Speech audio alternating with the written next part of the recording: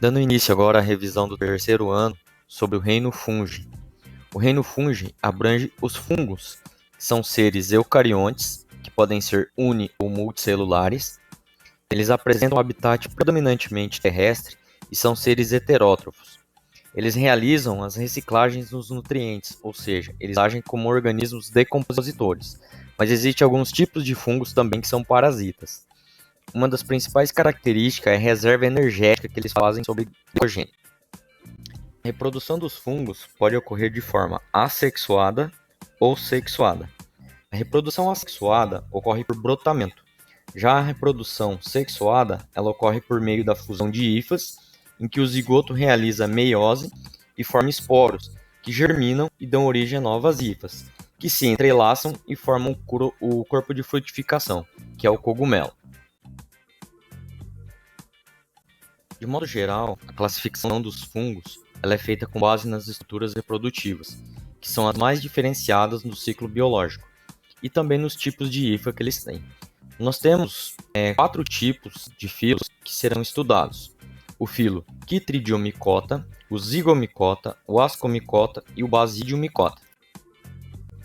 O Chytridiomycota são fungos principalmente aquáticos.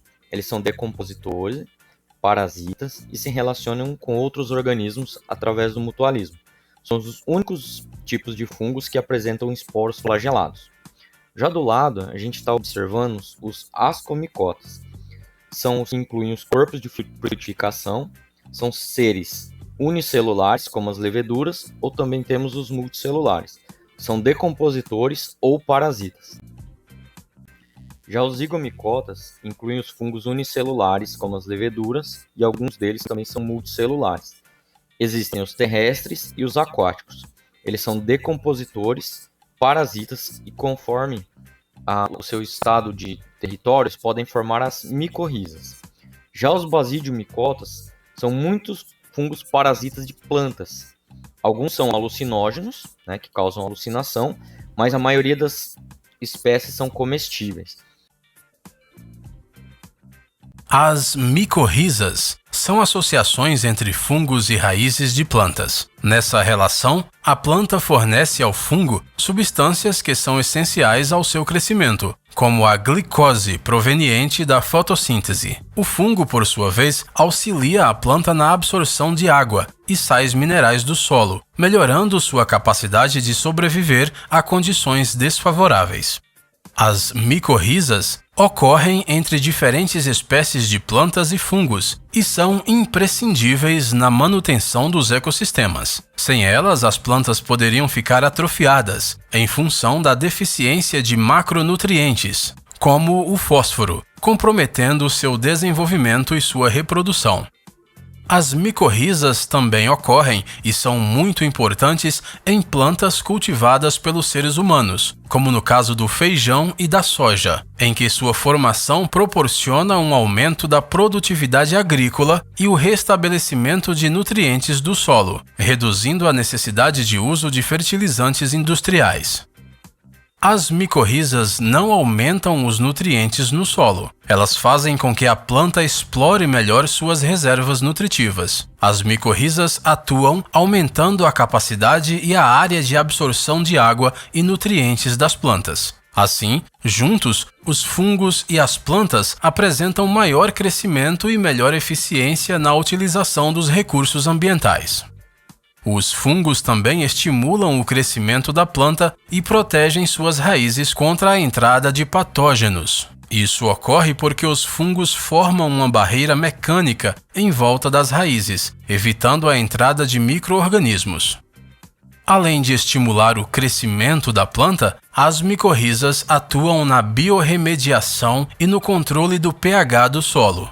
Também absorvem e metabolizam metais pesados ou outras substâncias tóxicas que possam estar presentes no solo, evitando que sejam absorvidas pelas plantas.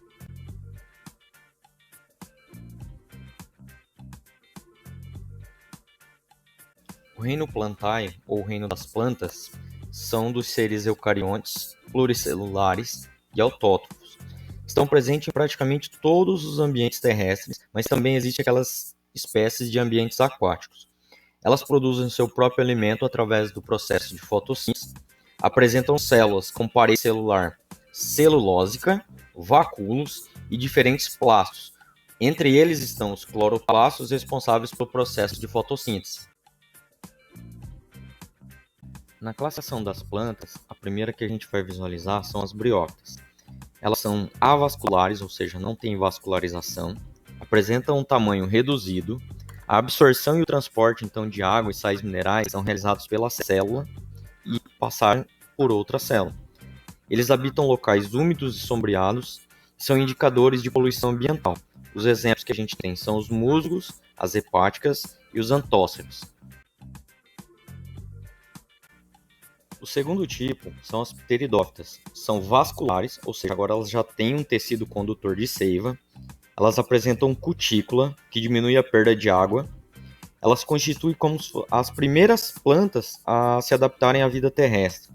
Elas habitam locais úmidos e sombreados, porque elas ainda necessitam de água para sua reprodução, mas já apresentam raiz, caule e folha.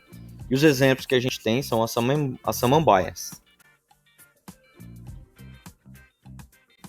As gimnospermas são vasculares. Elas são as primeiras plantas com sementes. Elas apresentam a estrutura reprodutiva, que são os estróbilos. Compreende as árvores de grande porte que habitam grandes regiões do nosso planeta. Elas já têm raiz, caule, folha, estróbilos e semente. Elas também apresentam grão de pólen e não dependem da água para sua reprodução. Um exemplo que a gente tem são as araucárias. Nas gimnospermas, a planta adulta corresponde ao esporófito 2N, que representa a fase dominante.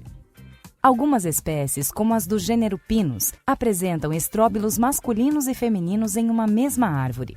Após a abertura do estróbilo masculino, os grãos de pólen contendo em seu interior o gametófito masculino são levados pelo vento para que possam ocorrer a fecundação e a formação da semente. A fecundação ocorre quando o núcleo espermático do grão de pólen, levado pelo tubo polínico, se funde com a oosfera. Na maioria das espécies, a semente é carregada pelo vento, germinando quando encontra condições favoráveis, reiniciando o ciclo.